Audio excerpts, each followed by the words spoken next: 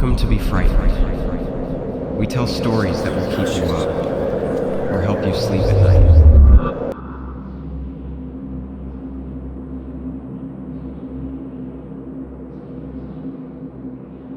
This happened last summer in my high-rise on West 57th Street, New York City. We just moved in a month earlier, and we were still getting used to the place. It was a Wednesday evening, around 7 p.m. I remember because I'd just gotten home from work and was looking forward to a quiet night in, while my husband was out on his usual Wednesday's boys' night with his closest friends at a local pizzeria. The apartment was on the 23rd floor. It was more than we could really afford, but I'd fallen in love with it. Now that sense of luxury was shattered by the sound of an intruder. I was rinsing shampoo from my hair when I heard it. Footsteps in the hallway, coming from the direction of the bedroom towards the bathroom. Someone was in my apartment, but Glenn wouldn't be home for a couple of hours. Then the footsteps stopped right outside the bathroom door. I could see a shadow beneath it. Should I call out? Pretend I wasn't home? The bathroom door handle turned slowly. I couldn't move. I couldn't breathe. I needed a weapon. Fast. I looked around the shower, searching for anything I could use. There, the heavy glass shampoo bottle Glenn's mom gave us for Christmas.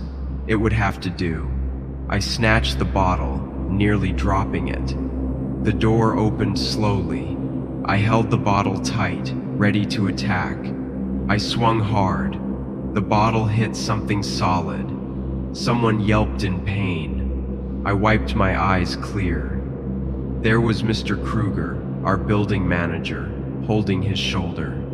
He looked shocked, hurt, and maybe even guilty. We locked eyes.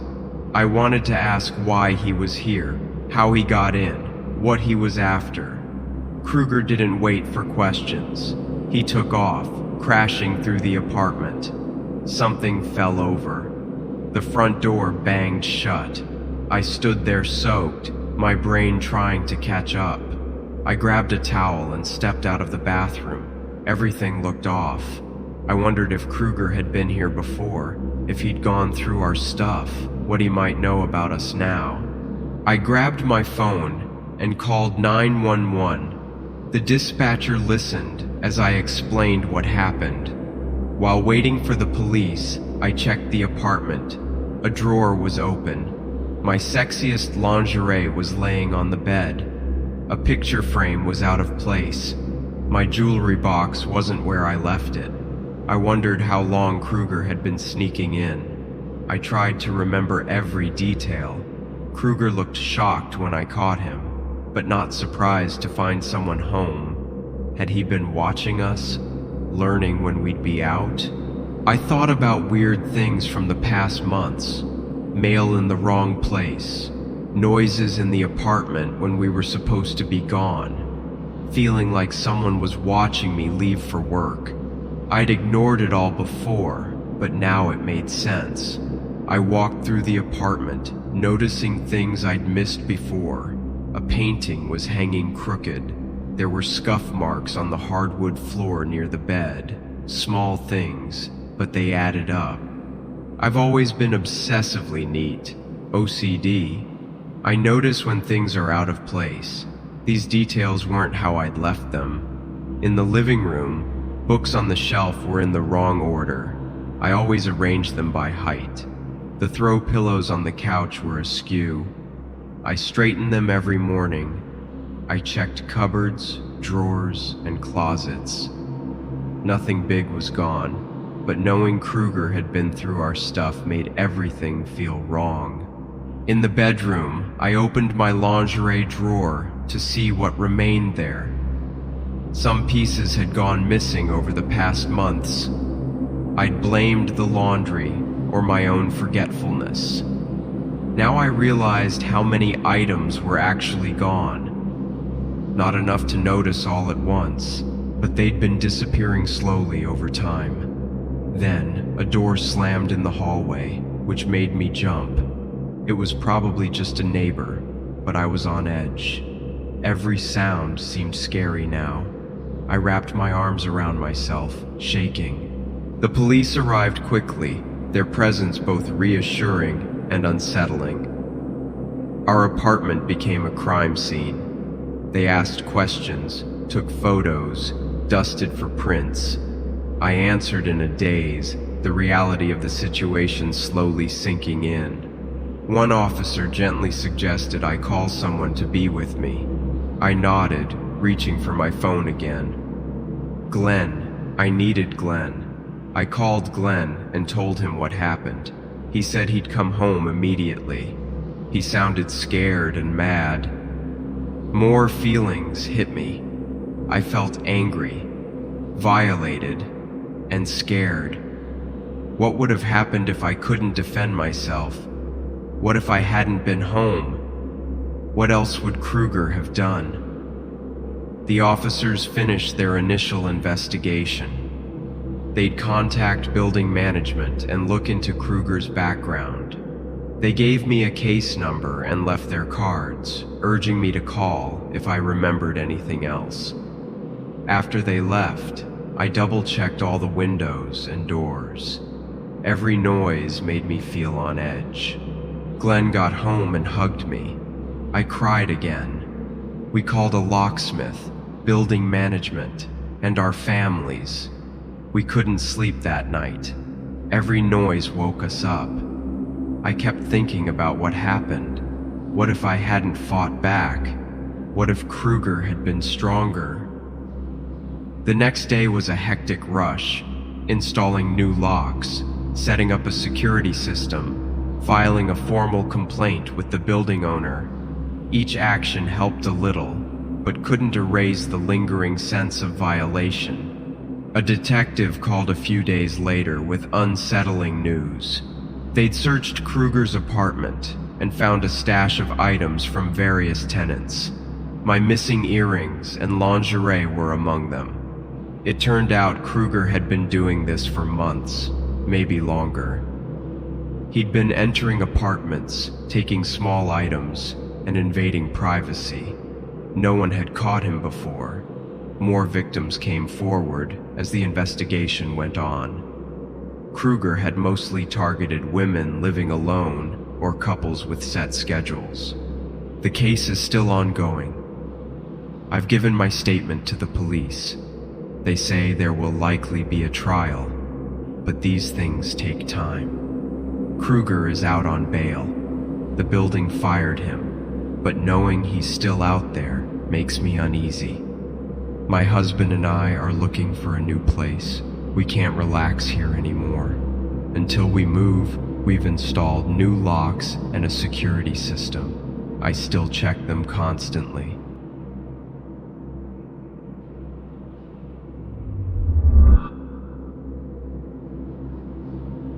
I needed cash, plain and simple. College wasn't cheap, and my part-time job at the campus bookstore barely covered ramen and textbooks. So when I saw a babysitting ad for a house in one of Portland's fancy suburbs, I jumped on it. The neighborhood was quiet when I pulled up. Houses with perfect lawns stretched down the street, all looking pretty much the same. The house I was headed to was a big 2-story affair with a neat garden out front. The parents opened the door. They looked ready for a night out and quickly welcomed me inside. As we walked through the house, they gave me a rapid rundown. Kids asleep upstairs, help yourself to food, emergency info by the phone. Before I could really get my bearings, they were out the door, leaving me alone in the quiet house. I wandered around the first floor for a bit, checking out the kitchen, which was very well stocked compared to mine, and the living room, which had a big, comfy couch, much nicer than ours. Eventually, I settled in with a bag of chips and started flipping through channels. It was getting late, maybe around 11 p.m. when I first heard it. A low sound coming from upstairs. At first, I thought it might be one of the kids having a bad dream. But then I heard it again, and this time it sounded like voices. I muted the TV and listened hard. Definitely voices. Two of them, it sounded like. But they were too deep to be the kids, and anyway, the parents had said both children were heavy sleepers. I knew I should check it out. That was my job after all, make sure the kids were okay. I couldn't find the right light switches, so I grabbed my phone for light and started up the stairs, trying to keep my steps quiet. The voices were coming from down the hall. I peeked into the kids' rooms first. Both were sound asleep, just like their parents had said. The voices seemed to be coming from a room at the end of the hall. I pushed the door open slowly. It was dark inside, but in the light from my phone, I could see it was some kind of playroom. Toys were scattered all over the floor. The voices were clearer now, but I still couldn't make out words. They sounded wrong somehow, distorted, and they were definitely coming from inside this room. I swept my phone light around. The beam landed on a pile of stuffed animals in the corner. The voices were coming from there. I crept closer, nudging toys aside with my foot. When I reached the pile, I carefully moved the stuffed animals. I found 2 Teddy Ruxpins, those talking bears that were popular back in the day. Their eyes blinked as they sat side by side, each telling one of their classic stories in the dark. And they were the source of the voices. I picked them up, and the voices grew louder. Although Teddy Ruxpin usually told clear stories, this time I couldn't understand the words. The tone was menacing. I tried pressing buttons, shaking them, anything to make them stop. But they just kept going, their voices rising and mouths moving in strange, erratic patterns. This wasn't normal. This wasn't right. Without thinking, I shoved the Teddy Ruxpins into a nearby toy chest and slammed the lid shut. For a moment, I was blessed with silence. Then I heard it, scratching sounds coming from inside the toy chest, and those voices, muffled now but still audible. That was it. I was done. I ran down the stairs, snatched up my coat, and burst out onto the front porch. My hands were shaking so bad I could barely type out a text to the parents, begging them to come home now. As I stood there in the cold night air, I couldn't stop thinking about those voices. What the hell had just happened? Part of me wanted to convince myself I'd imagined it all, that I was just overtired and letting my imagination run wild. But I knew what I'd heard, what I'd seen. The parents got home about 20 minutes later. They looked concerned and confused when they saw me standing outside. I mumbled something about not feeling well and needing to leave. I think I might have told them to check on the kids, just to ease my conscience. I was in my car and halfway down the street before they even got inside. That night screwed with my head for weeks. I'd wake up drenched in sweat, convinced I'd heard those voices again. Then I'd tell myself it was just a dream, only to remember, no, that shit really did happen. Soon afterward, I went online to investigate Teddy Ruxpin, hoping to find answers. Maybe some freak malfunction or hidden Easter egg could explain it. But all I found were nostalgic posts about harmless talking bears. Nothing came close to what I had experienced. Stuffed animals used to be cute, but now they make me uneasy. I can't even imagine what it would be like to encounter a creepy toy like Annabelle from The Conjuring, knowing that even the cute ones can be unsettling. Last Christmas, my cousin showed me her new talking doll, and I almost ran out of the room. Time has moved on, but I still can't make sense of that night, no matter how hard I try. Some evenings, when the house is quiet, I hear things. Those distorted voices replay in my thoughts, faint but disturbingly familiar.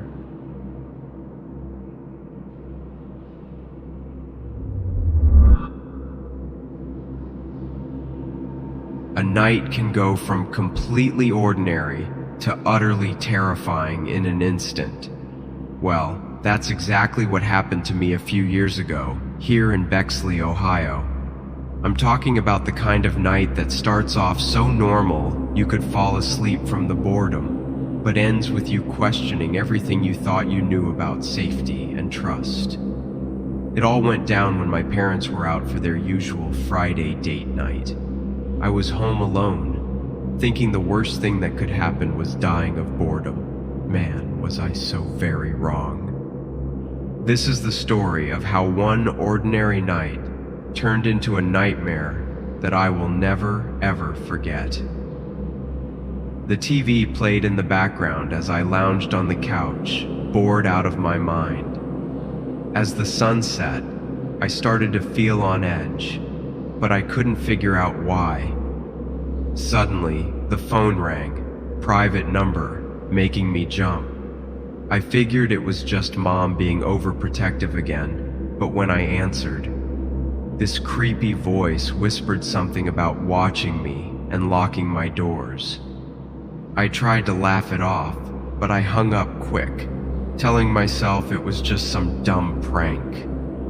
But then the phone rang again, still showing a private number. It was that same voice, but now it sounded angry and threatening. I slammed the phone down, feeling like I might puke. What if this wasn't a joke? What if someone really was out there, watching me? The house suddenly felt large and empty, and I'd never felt so alone or scared in my life. But when the phone rang again minutes later, I felt uneasy. The same voice, more insistent this time, continued its sinister monologue. I felt anxious as I set the phone back down. Prank or not, something about this felt wrong. A loud knock on my bedroom window made me jump off the couch. Cautiously, I approached and peeked through the curtains. It was Jimmy, the neighbor's kid who'd been bothering me for weeks. He grinned and waved, gesturing for me to let him in. I shook my head and closed the curtains firmly. Jimmy had been relentless in his pursuit of my attention lately, always finding excuses to come over or ambush me around the neighborhood. I'd made it clear I wasn't interested, but he seemed incapable of taking no for an answer. As I turned away from the window, movement near the front door caught my eye. A piece of paper slid underneath it, coming to rest on the entryway rug. I unfolded it to find a crudely scrawled message demanding I let him in so we could talk. I felt sick as the reality of the situation hit me. This was beyond Jimmy's usual annoying behavior. It was crossing a line. I double-checked all the locks, then began a circuit of the house, peering out various windows. At each one, Jimmy's face appeared, nose pressed to the glass. The persistent stare made me really uncomfortable. A scratching noise from the back door made me hurry over to check it out, though I saw nothing through the peephole. Opening the door, a crack revealed a bouquet of wilted flowers on the welcome mat. The stems were still damp, likely plucked from our own garden. The gesture, meant to be romantic I suppose, felt more like a violation. The phone rang loudly again. This time, Jimmy's voice came through clearly, alternating between pleading and threatening. He begged me to let him in, insisting we were meant to be together. When I refused, his tone got serious, warning of consequences if I continued to reject him. I hung up and immediately tried calling my parents. The call went straight to voicemail. They must have been in the movie theater. A loud sound coming from the living room had me sprinting back. Jimmy was at the window, trying to force it open. He tried to pry open the frame while I yelled at him to leave. He disappeared into the yard, but I knew it wasn't over. Moments later, I saw him by the old oak tree, staring at the house intently. He stood there, not moving, like he was figuring out his next move. The way he just stood there made me even more anxious. Out of nowhere, loud bangs came from the front door. Jimmy's voice was a mix of desperation and anger as he shouted to be let in. I crouched in the hallway, not sure whether to confront him or stay hidden. What if he actually got in? What would he do? The banging suddenly stopped, leaving everything quiet. Then I heard footsteps overhead. He was on the roof, trying to find another way in. Small rocks started hitting the windows, each one showing how frustrated he was. I panicked when I realized how vulnerable I was. I tried calling my parents again and felt a wave of relief when Dad finally answered. Between sobs, I blurted out what was happening. They promised to hurry home, but it would take at least 20 minutes for them to get here. Those 20 minutes dragged on forever. I hid, locked in the bathroom with my phone, waiting for any sign of Jimmy. When I finally saw headlights outside, I almost cried with relief. I heard my parents talking to Jimmy outside. Dad's voice was firm, threatening to call the police if he didn't stop. Mom came in and gave me a hug as Jimmy's protests slowly died away. In the days that followed, Jimmy kept his distance, but the fear was living rent-free in my head. We put in new locks and got a security system. I avoided being home alone. I've tried to move on from that night and get back to normal. Now I'm more aware of my surroundings and really value personal boundaries.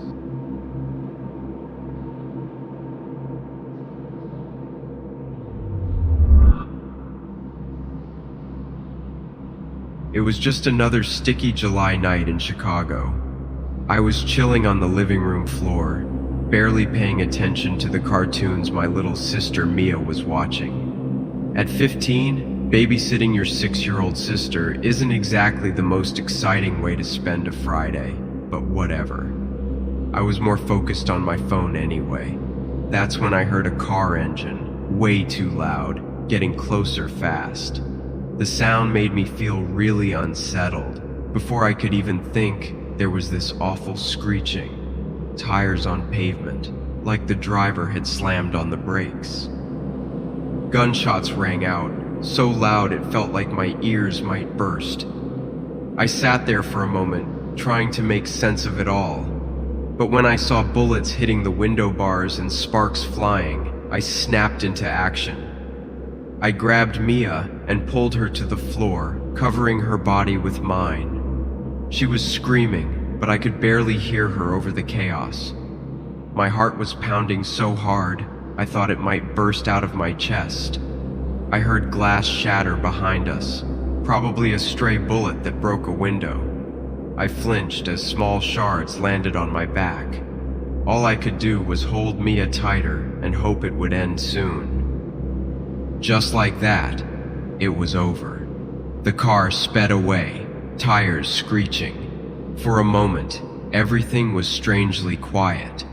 My ears were still ringing, and all I could hear was Mia's muffled sobs and my own heavy breathing. But then new sounds broke the silence, moaning and desperate cries for help coming from right outside our front door. I lifted my head, still trying to process what had just happened. What was I supposed to do now? I got up slowly, keeping Mia behind me. My legs felt like jelly as I made my way to the door. Peeking through the peephole, my stomach dropped. 3 teenagers were huddled on our porch, all of them bleeding. I'm not sure why I did it, but I opened the door. Maybe it was the shock, or the fact that they looked so young and scared. They stumbled inside, one of them mumbling a shaky thanks. Two of them clung to each other, both bleeding from their arms or shoulders. The third guy just collapsed right on our living room floor. His eyes rolled back, and he went completely still. I stood there, frozen, staring at the unconscious guy bleeding on our carpet. I couldn't think clearly. My hands were shaking so much I could barely dial 911. When the operator picked up, I tried to explain what had happened, but it all came out and jumbled. She told me to try to stop the bleeding and keep everyone calm until help arrived. Calm was not happening. Mia was crying hard, and the two conscious teens were freaking out about their friend. I was just trying to keep my shit together. I grabbed some towels from the bathroom and pressed them against the wounds. The blood soaked through almost immediately, making my hands warm and sticky. I felt like I might throw up.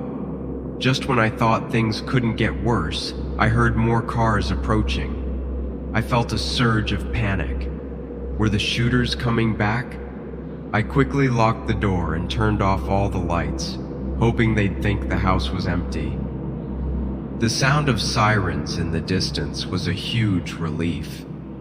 As they got closer, I felt a wave of relief. When the cops and paramedics finally came through the door, I almost broke down. After that, things happened quickly. The injured teens were taken away in ambulances, and cops were all over the place, asking questions and taking photos. I gave my statement, trying to remember everything while also comforting Mia, who was clinging to me for support.